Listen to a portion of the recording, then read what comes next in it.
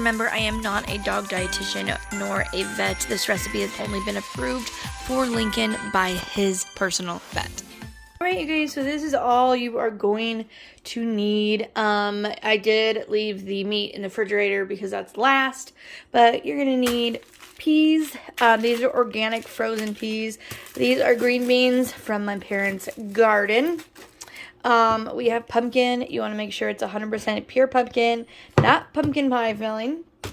You're only going to use, if you get a big apple like this, you're only going to probably use like 3/4 of it, but so you can't get a small apple. A celery, like 1 piece of celery.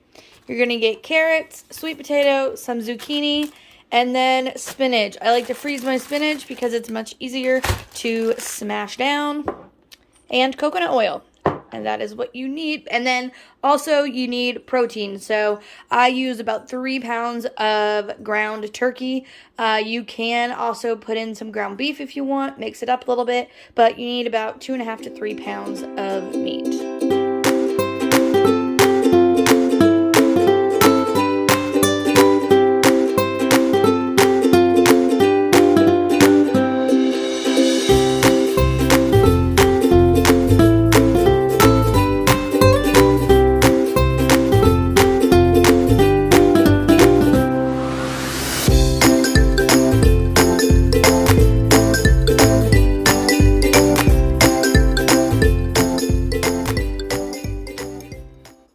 Okay, so we're going to start putting everything into the Instapot, and it's very important that you put it in the order I show you, otherwise you will burn it and you will get the bird signal and it will turn off.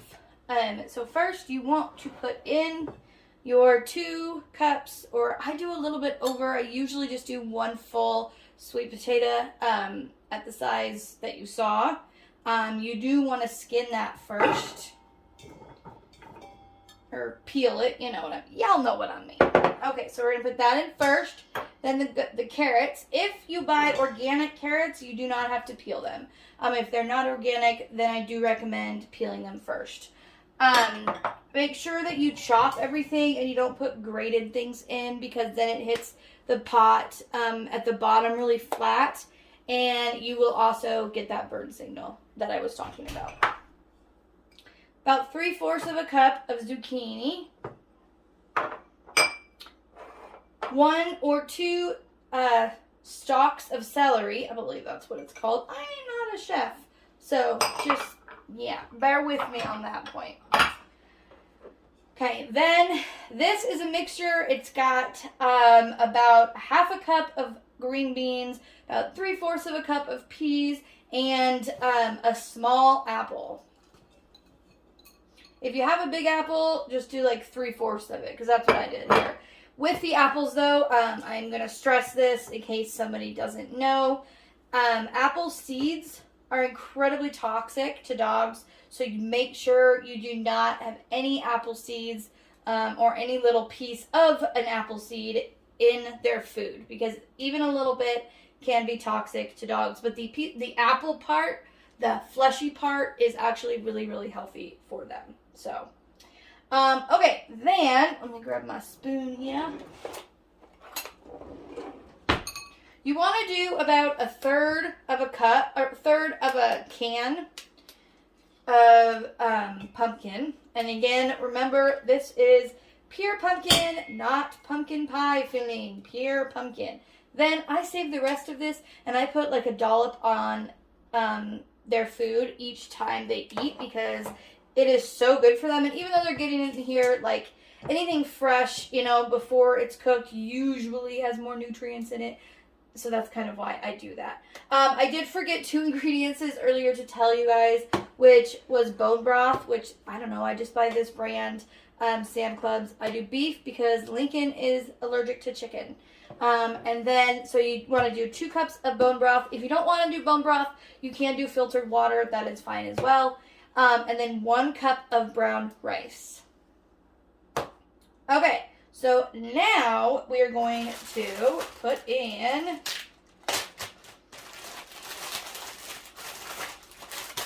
and I showed this earlier, but I'm going to put this in now too, actually, which this is the coconut oil. You want it to be, let's see if I can get this in the camera. You want it to be cold pressed, unrefined coconut oil. It is really, really, really good for your dog. I highly suggest do not skip out on this. I do about 3 tablespoons of it, and then when I cook his eggs and liver, I also use it then because it's just the best oil for them. So cooking with it, for them is also just really good. You'll notice a huge difference in their coat when you're using the coconut oil, and it also helps them if they have itchiness, which obviously that's the reason that I started this in the first place. And then I just got really into it for all the health benefits that they have when they eat real food versus whatever is in your kibble.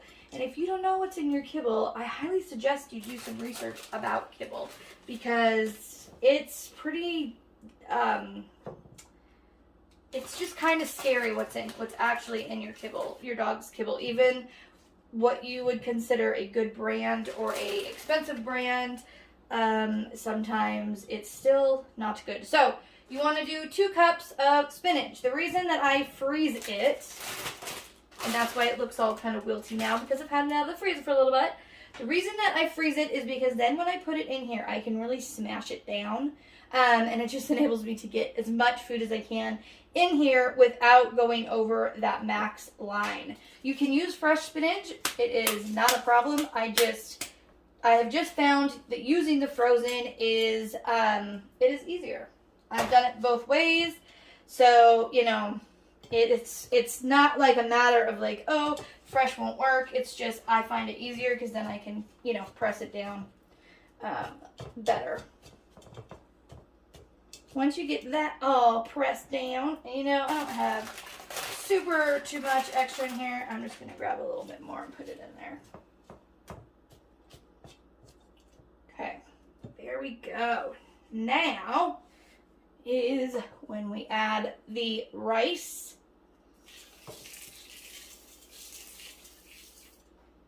Okay, and then after the rice, you want to add your bone broth.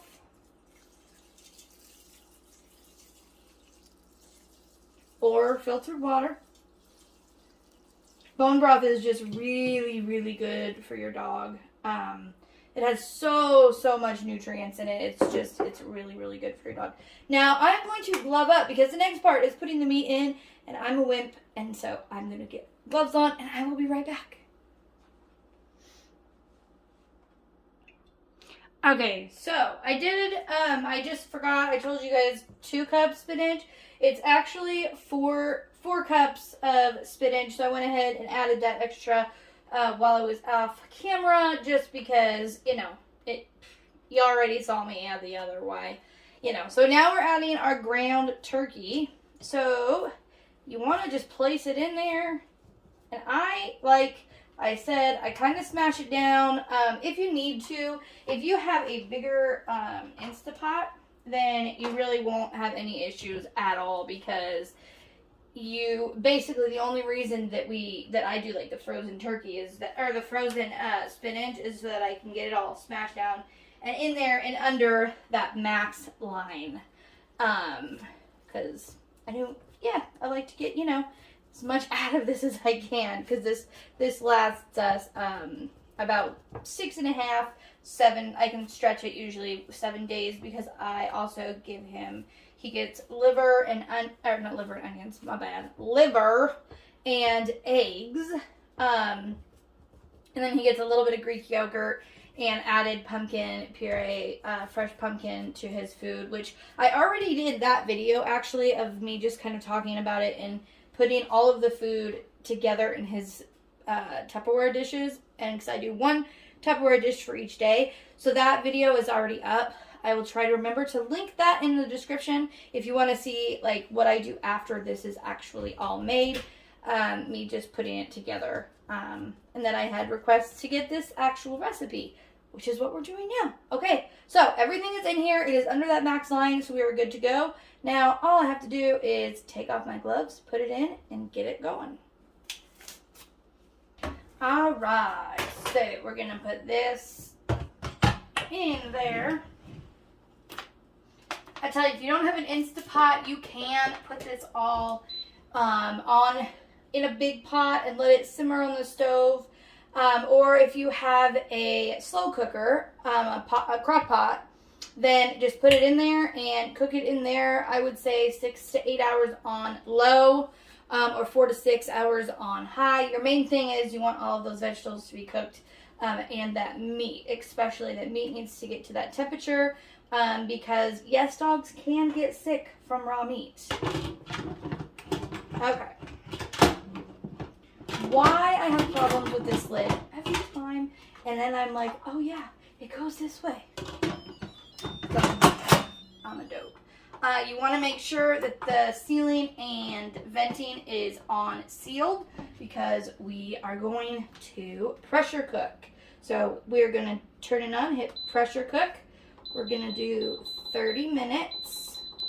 Okay, so it is on, so that is it, and once it's all done, I will come back and show you. Okay, guys, I'm so sorry. I forgot that I was doing this, and I just kind of went on autopilot, so I already took it out of the pot. Basically, the only difference is that the meat is all on the top when you first open the lid. Like, that's it. So the meat is kind of like a loaf, like a meatloaf. On the top, I have this cool thing from Pampered Chef. Sure, you can find, you know, different versions of these at like your local store. And then I just take this and I just mash it around and stir it. This gets everything really stirred in. It gets those sweet potatoes that are at the bottom really, you know, mashed up nice. Now, I don't mash it up too much because, you know, he can eat it. He can chew. He's not a dog that has no teeth. If you have a dog that has bad teeth or has had a lot of teeth taken out, then maybe you should mash it up a little more. Or you could even put this through a food processor before giving it to them. And then they would be still getting a super nutritious meal, even though they can't chew much. So, you know, my dog, he's the perfect test of, you know, if this tastes good. He's sitting there waiting. He's waiting for his food. Aren't you? Are you waiting? Now, when I tell him to say the word Please, he will lick his lips. Lincoln, say please. Can you think? Good boy. Okay, Mama, get you your food now. So he's coming where he eats. And it was a little hot, so I put in a little bit of pumpkin, a little bit of Greek yogurt, like I do anyways, to cool it down. And he is, yeah, there's a truck out there, but you say, I don't care, I'd rather have my food.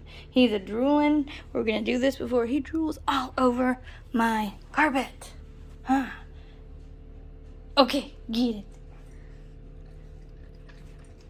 it. So he's eating. One more thing, real quick, is I let it cool in either this pan or I put it in another bowl for about an hour before I dish it up, because I want it to be nice and cool when it goes in the refrigerator so that you don't get all that steam, you know, in your Tupperware and then it's all watery and everything. So I hope that this helped. I hope that your dogs can get some yummy, nutritious food. And if you have any questions, feel free to leave them in the comments below. Also, remember, I am not a doggy dietitian. So this is all just what has worked for us. This has been approved for Lincoln's diet. If you have a dog that has special dietary needs, make sure you talk to your vet before you up and switch them. Also, if you want to change this diet, do not just stop the kibble and go to this directly. We did it over the course of about 2 to 3 weeks. We would just slowly give him less and less kibble and slowly give him more and more of this food until he was used to it. Now, this pumpkin, I tell y'all, that pumpkin is like a superfood, and this will help their stomach digest and make the transition so much easier. Seriously, it's amazing how much pumpkin can help their bowels. So I'm going to go, as always, you are braver than you believe, stronger than you seem, smarter than you think, and you are definitely, definitely loved more than you know. With that, keep on shining, and I'll see you next time. Bye, guys. Thank you for watching, and if you haven't already and would like to subscribe, don't forget to hit that subscribe button below and the bell icon to be notified when I put up a new video.